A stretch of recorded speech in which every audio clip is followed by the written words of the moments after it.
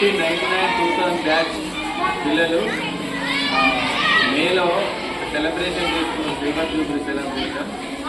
ఆ సందర్భంగా మీరు ఏమైనా స్కూల్కి ఏమైనా డొనేట్ చేయండి లైబ్రరీ ఇంకేదైనా చేసినప్పుడు ఒక 12,000 రూపాయల వర్త్ కలిగినటువంటి పుస్తకాన్ని మీకు అందిస్తున్నారు వాళ్ళు. క్లాప్స్ కొట్టండి.